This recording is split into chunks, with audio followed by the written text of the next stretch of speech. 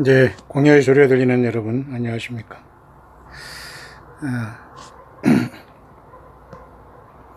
2019년 6월 19일 창조의 넷째 날 예배가 있는 오후 시간이네요. 지금 4시 44분이네요. 의미가 있을까요? 모든 숫자가 다 의미가 있기 때문에 저와 여러분들은 예수 그리스도의 손 안에서 벗어날 수가 없고 주님 안에서 우리는 살아갑니다.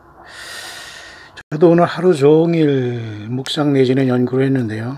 지금 4시 44분 지나 45분 이제 5시가 되는데 오늘 하루 종일 저도 제대로 먹는 것 별로 신경 안 쓰고 계란 그리고 커피 그 다음에 우유 어떤 음료수 이 정도로 해서 간단하게 오늘 하루가 지나가고 있는 조금 배는 고프네요.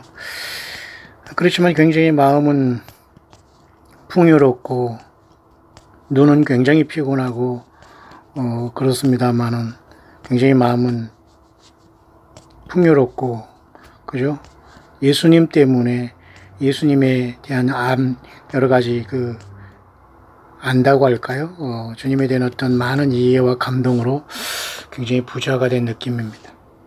사실 그것을 지금 다 전할 수 없기 때문에 제가 조금 휴식을 하고 오늘 저녁 예배를 준비하겠습니다만은 모쪼록 생일을 맞은 우리 광야교회 집사님도 계시네요. 축하드리고 가족 구원 이루시고 예배하는데 너무 부담 갖지 말게 되기를 바랍니다. 예배는 늘 강제로 오는 것이 아니기 때문에 편안하게 흩어져 있는 곳에서 선교하는 마음으로 잘 보내고 주님을 그곳에 증거하다가 또 예배 때 뵙기를 바라고요. 모쪼록 지금 그렇게 오늘 하루가 지금 지나가고 있습니다만은 저는 여러분에게 잠깐 예고편을 전해드리면서 또 여러분에게 만나겠습니다만 여러분 진지하게 한번 기대하고 묵상하며 예수님을 정말 생명 내걸고 이 땅 광야에서 준비하는 여러분 되기를 바랍니다. 또 우리 동역자분의 또 후원자 중에 한 분은 또 갑자기 남편분이 중환자실에 들어가셔서 고생하시다가 지금 겨우 퇴원하셔서 돌아가시는 분도 계신가 봅니다만 저는 이름만 알 따름이지 한번 만나본 적이 없는 분인데 광야의 소리와 함께 가지시면서 말하는 신앙 예수님이 다시 오시면 학수고대하고 계신 분인데요. 좌절하거나 실망하지 말기를 바랍니다. 예수 그리스도가 오시면 모든 것이 해결되고 사탄 마귀는 마지막 모든 것을 총동원해서 예수 믿는 모든 천열매들을 거짓 선지자들로 속이고 다른 예수, 다른 복음, 다른 복음으로 속이고 성경 66권을 떠나게 하는 심각하고 치열한 영적인 전쟁터에 우리는 와 있기에 때로는 육신적인 아픔이 오고 가정에 문제가 오고 어려움이 오더라도 결코 낙심하거나 두려워하지 말라고 하십니다. 자, 그런 차원에서 제가 여러분에게 잠깐 전달할 내용 중에 예고편 중에 하나는 이런 내용도 있습니다. 요한계시록 지금 19장 9절이 있는데요. 성경 전체에서 19장 9절을 하나님께서 찾아보라는 감동 속에서 성경 전체에서 19장이 안 되는 성경도 있지 않습니까? 그런데 한번 찾아보니까 전체적으로 24개가 나오더라고 합니다. 근데 24개의 모든 것들도 19장 9절을 모두가 찾아봤는데 모두가 다 예수 그리스도로 풀어지고 있어요. 여러분 얼마나 놀랍고 무서운 일입니까? 그것도 오늘 제가 또 연구했고요. 또 한 가지는 제가 여러분에게 아주 중대한 것들을 바로 여러분에게 전달하려고 준비를 다 마쳤습니다만 저도 너무 눈이 피곤하고 하루 종일 제가 먹지 않는 건 중요하지 않습니다. 여러분들이 늘 함께 하시고 또 여러분들이 또 함께 하시는 분들이 계시기 때문에 제가 굶지는 않습니다만은 특히 여러분 누가복음 12장에 아주 중대한 말씀이 하나 나오는데요. 12장 37절을 잠깐 볼까요? 8절만 잠깐 보겠습니다. 누가복음 12장 37, 8절 여기 중요한 말씀이 있는데요. 주인이 와서 깨어있는 것을 보면 주인은 당연히 우리 예수 그리스도시죠. 깨어있는 것을 보면 다섯 슬기로운 처녀들이죠. 깨어있어서 밤중 소리가 나서 깨어서 등을 가지되 기름 충만히 준비해서 전혀 이들은 졸지 않았습니다. 다시 졸지 않았다는 얘기죠.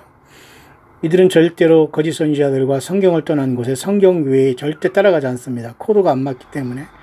자, 그런 사람들, 주인이 와서 깨어있는 것을 보면 그 종들은 복이 있다. 그 종들은 누굴까요?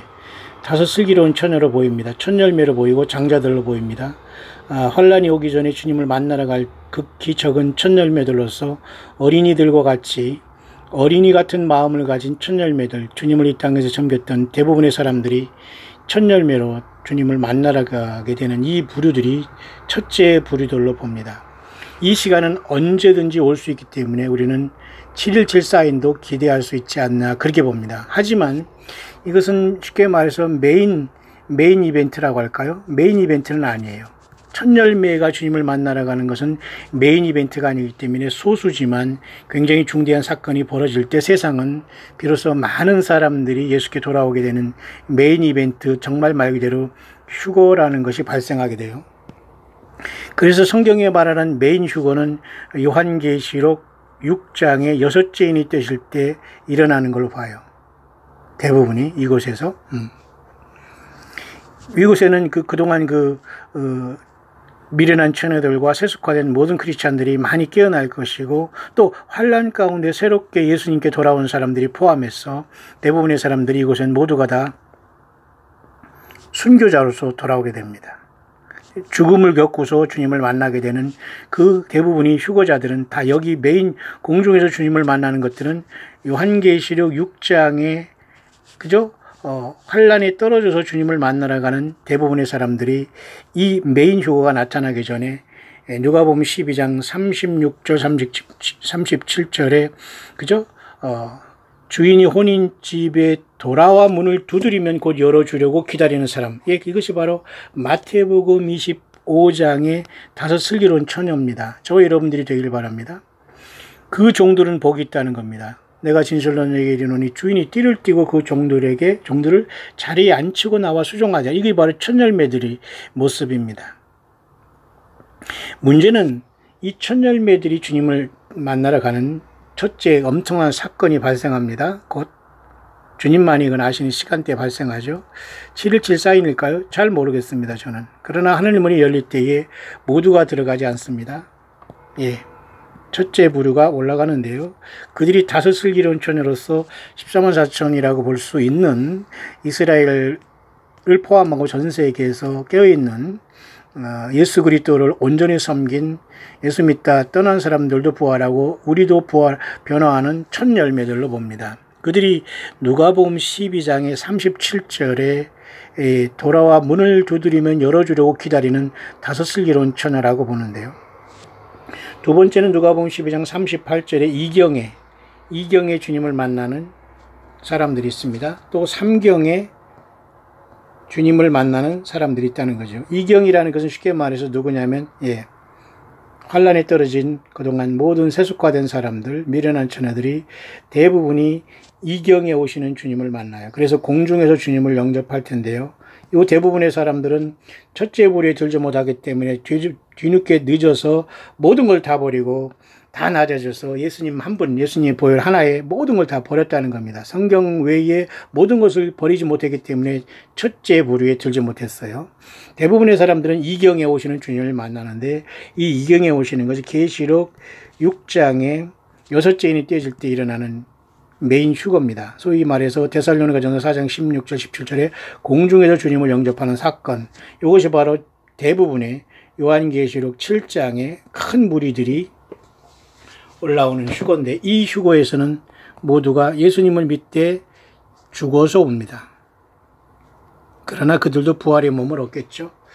그 다음에 3경에 오시는 주님은 결국 아마겟돈으로 오는 주님을 만나게 됩니다. 아마겟돈에 오는 주님을 만나게 되는데요.